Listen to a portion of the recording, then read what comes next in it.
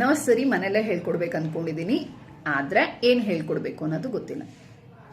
Rhymes ಹೇಳ್ಕೊಡಿ, Kannada rhymes ಹೇಳ್ಕೊಡಿ, ನಿಮಗೆ ಗೊತ್ತಿರುತ್ತೆ, ನೀವು ಕಲ್ತಿರ್ತೀರಾ.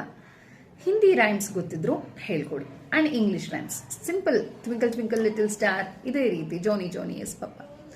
ನೆಕ್ಸ್ಟು ಕಲರಿಂಗ್ ಹೇಳ್ಕೊಡಿ ಮಕ್ಕಳುಗಳಿಗೆ. ಸ್ಟಾರ್ಟಿಂಗ್ ಸ್ಕ್ರಿಬಲ್ ಮಾಡಲಿ, ಆ ಪೇಜಲ್ಲಿ ಎಲ್ಲಿ ಬೇಕಾದರೂ ಕಲರ್ ಮಾಡಲಿ. ಇಫ್ ಇಟ್ ಈಸ್ ಪಾಸಿಬಲ್ ಒಂದು ಆ್ಯಪಲ್ ಡ್ರಾ ಮಾಡಿ ಅದರೊಳಗಡೆನೆ ಕಲರ್ ಮಾಡು ಅನ್ನೋದನ್ನು ಹೇಳ್ಕೊಡಿ. ನಂಬರ್ಸ್ ಹೇಳ್ಕೊಡಿ. ಊರಲ್ಲಿ ಡೇ ಬೈ ಡೇ ಆಗ್ತಿದ್ದಂಗೆ standing line, sleeping line, circle, curve ಎಲ್ಲ ಸ್ಟಾರ್ಟ್ ಮಾಡಿ. ಇದಾದ್ಮೇಲೆ ನಂಬರ್ಸ್ 1 to 10 ಬರೆಯೋದನ್ನ, ಹಾಗೆ ABCDನ 4 ಲೈನ್ಸ್ ಬುಕ್ಕಲ್ಲಿ ನಿಧಾನಕ್ಕೆ ಬರೆಯೋದನ್ನ ಸ್ಟಾರ್ಟ್ ಮಾಡಿ. Circle, standing line, sleeping line ಎಲ್ಲ ಆದ್ಮೇಲೆ ಸ್ಟಾರ್ಟ್ ಮಾಡಿ. ವರ್ಣಮಾಲ ಹೇಳ್ಕೊಡಿ. ವರ್ಣಮಾಲ ಇಫ್ ಇಟ್ ಈಸ್ ಆಗುತ್ತೆ ಅಂದ್ರೆ ಅದನ್ನು ಬರೆಯೋದನ್ನ, ಅಂದ್ರೆ ಬಿಗಿನಿಂಗ್ ಇಂದಾನೆ ಹೋಗ್ಬೇಡಿ. 3 ಇಯರ್ಸ್ ಆಗಿದೆ ಮಗುಗೆ ಬರಿಬೇಕು ಅಲ್ಲ, ಬರೆಯಲ್ಲ. 3 ಇಯರ್ಸ್ ಮಗು ಬರೆಯೋದಕ್ಕೆ ಬರೋದಿಲ್ಲ.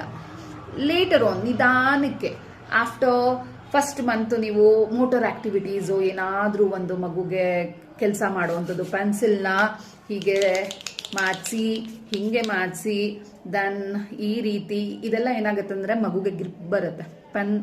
ಪೆನ್ಸಿಲ್ ಹೋಲ್ಡ್ ಮಾಡಲಿಕ್ಕೆ ಗ್ರಿಪ್ ಬರುತ್ತೆ. ಇದಾದ್ಮೇಲೆ ನೆಕ್ಸ್ಟ್ ಏನು ಮಾಡ್ಬೇಕಂದ್ರೆ ರೈಟಿಂಗ್, ನಾನು ಹೇಳ್ದಂಗೆ ಸ್ಟೋರೀಸ್ ಹೇಳಿ, ಸ್ಟೋರಿ ಟೆಲ್ಲಿಂಗ್ ಹೇಳ್ಕೊಡಿ ಮಕ್ಕಳಿಗೆ.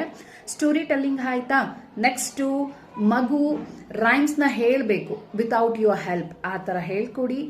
ನೆಕ್ಸ್ಟ್ ಏನು ಮಾಡಬೇಕು ಅಂತ ಅಂದರೆ ಮಗು sorry, thank you, good morning, good night, sweet dreams, miss you ಅಂತ few words English, come, go, write, jump, sleep, read, ಈ ಥರ ಫ್ಯೂ ವರ್ಡ್ಸ್ ನಿಮಗೆ ಏನು ಗೊತ್ತಿರುತ್ತಲ್ಲ ಅದನ್ನು ಹೇಳ್ಕೊಡಿಪ್ಪ, ಅಷ್ಟೇ. Okay, bye, all the best.